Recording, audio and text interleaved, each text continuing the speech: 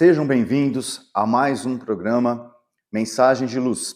Estamos estudando o livro Palavras de Vida Eterna, psicografado por Francisco Cândido Xavier pelo Espírito de Emmanuel. Sou Luiz Otávio, colaborador da Fraternidade Espírita Obreiros do Bem. Novamente conosco, Ana Paula, também colaboradora e estudiosa. Tudo bem, Ana? Tudo bem, e você, Luiz? Tudo ótimo. Muito obrigada mais uma vez, por estar aqui, pela oportunidade. Para mim é realmente uma alegria, é um prazer estar aqui para refletirmos juntos sobre ensinamentos tão valiosos para a nossa vida, os ensinamentos de Jesus. Certeza, e nós ficamos alegres com a sua presença. Obrigada. Estamos no capítulo 64, não é? Este capítulo tem qual título e ele se remete a qual frase de Jesus? Eu vou ler aqui então a frase, O capítulo 64, o título é Êxito. Se vós estiverdes em mim e as minhas palavras estiverem em vós, pedireis tudo o que quiserdes e vos será feito. João, capítulo 15, versículo 7. Então, esse capítulo, a princípio, acho que até dessa maneira que Emmanuel começa, a princípio, essa frase de Jesus falando que caso acreditemos nele ou sigamos, tudo que nós pedirmos nos será concedido, nós pensamos inicialmente em bens materiais, não é? Sim. E aí a gente vai discutir então nesse capítulo, de acordo com as reflexões aqui do capítulo 64, a busca descabida pelos bens materiais. E o Evangelho, ele é muito claro com a gente, em relação às nossas buscas, aos nossos objetivos. E esse capítulo ainda mais, ele é ainda mais explícito, deixa mais claro para a gente, é mais fácil para a gente entender. Porque ele coloca aqui, buscai primeiro o reino do céu e sua justiça, e tudo vos será dado por acréscimo. Então, ele deixa claro que é porque a gente busque primeiro os valores do espírito. Mas, se nós formos analisar, se analisarmos no final do dia, por exemplo, fizermos um balanço do nosso dia, nós vamos observar que a gente faz exatamente o contrário. A gente faz essa busca, a gente gasta a nossa energia, o nosso tempo, atrás dos bens materiais. E a gente deixa sempre para o segundo plano, ou para depois, a busca. Talvez até para nunca. Até para nunca, para a próxima encarnação, quem sabe. Essa busca pelos valores mais importantes, que seriam os valores espirituais. Certo. E depois, em seguida, Emmanuel fala para a gente a respeito do exemplo de Jesus, porque talvez seja o espírito que tenha aqui encarnado com menos posses materiais, não é? Sim, verdade. Ele deixa aqui o exemplo, do nosso Jesus, o nosso governador da Terra, o espírito mais evoluído que já passou por aqui, o que teve o maior êxito espiritual. Deixa aqui os exemplos para a gente, muito claros. E ele saiu aqui da Terra, desencarnou não como um rei, um rei de posses. Muito pelo contrário.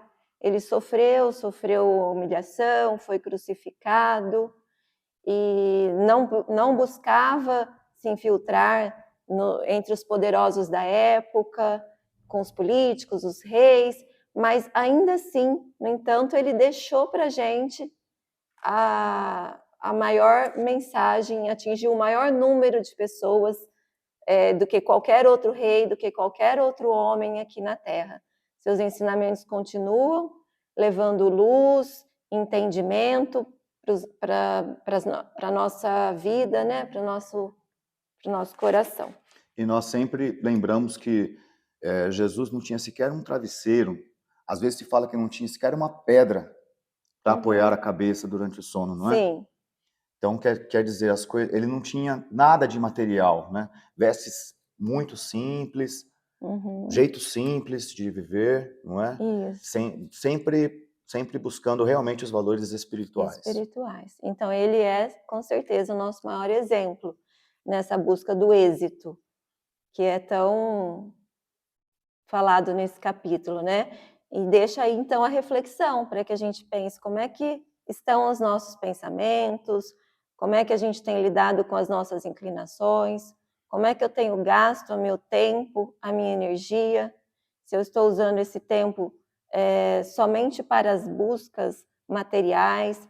Lembrando que Jesus é sinônimo de ação, né, de trabalho, então ele não é um convite também para que a gente fique em casa somente rezando, né? E tem até uma frase de Jesus que eu acho muito bonita em relação a ele, que ele não fazia distinção do templo e da oficina, né? Então é um convite, o exemplo dele é um convite para que a gente trabalhe, que a gente corra atrás da nossa evolução espiritual, do autoconhecimento, do conhecimento da doutrina, que foi um presente aqui deixado para a gente, para que a gente alcance um dia esse êxito espiritual.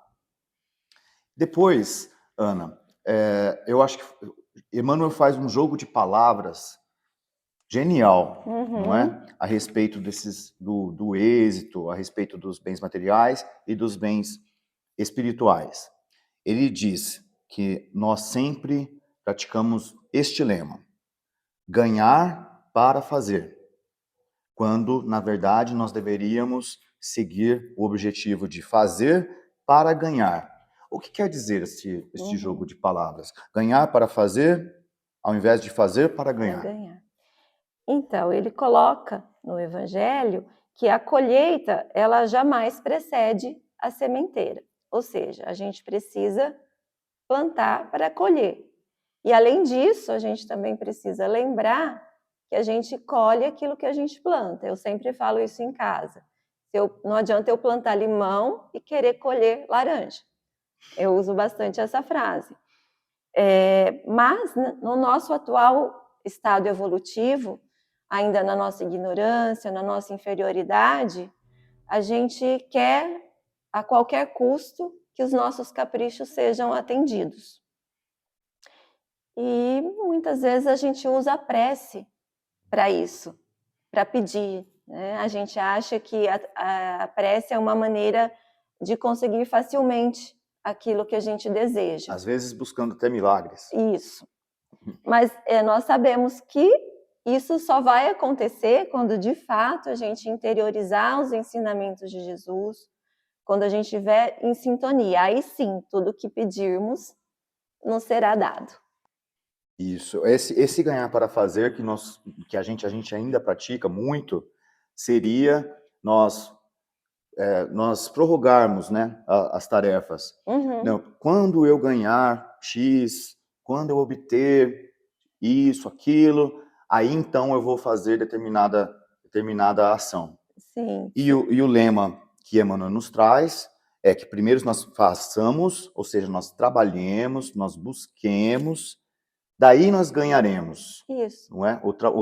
Através do trabalho, nós ganhamos as virtudes. Sim. Aí sim nós estaremos em sintonia para alcançar aquilo que a gente quer, aquilo que a gente almeja, porque vai estar em consonância com o que Jesus nos propõe. Enquanto nós estamos nesse estado de inferioridade, a gente precisa pedir ajuda, sim, para que a gente melhore o nosso espírito, as nossas más inclinações que estão em desacordo ainda com os ensinamentos de Jesus. Muito bem. Emmanuel ele sempre cita também, no decorrer de muitos capítulos deste livro, como que se dá a nossa evolução, não é? Porque às vezes nós queremos sempre o resultado. Se estivermos em plena evolução, em grande evolução, sem a base, não é? Às vezes eu já li um texto de Emmanuel que falava sobre o relógio. O relógio ele só vai funcionar lá acabado, terminado, corretamente depois de que cada micropeça estiver alinhada com outras micropeças. Então nós devemos começar passo a passo, passinhos por passinhos, tijolo a tijolo, não é? Isso. E Jesus sabe disso, sabe da nossa condição, Deus sabe da nossa condição. E nesse capítulo que me chama a atenção também, que ele não atende a todos os nossos pedidos, justamente por saber disso, né? Que a gente ainda está em construção. Então, muitas vezes o que a gente pede também foi aquilo que foi o motivo que causou a nossa ruína numa outra encarnação. Então, estamos em construção, sim. E aí, ele pede, então, que a gente entre em sintonia com os seus ensinamentos, para que a cada dia, que a gente tente se melhorar a cada dia, para chegar um dia nesse êxito espiritual. Que seria a busca da perfeição, não é? A busca da perfeição. Então, Ana, eu achei muito interessante a maneira pela qual Emmanuel termina este capítulo. A gente já está se aproximando da conclusão. Salvo engano, é a primeira vez desses prévios capítulos que nós já estudamos, 63 capítulos, que Emmanuel termina com uma outra frase de Jesus. Que normalmente é uma frase de Jesus estampada no início e discorre sobre aquela frase. Algumas vezes ela até conclui com a própria frase a ser estudada.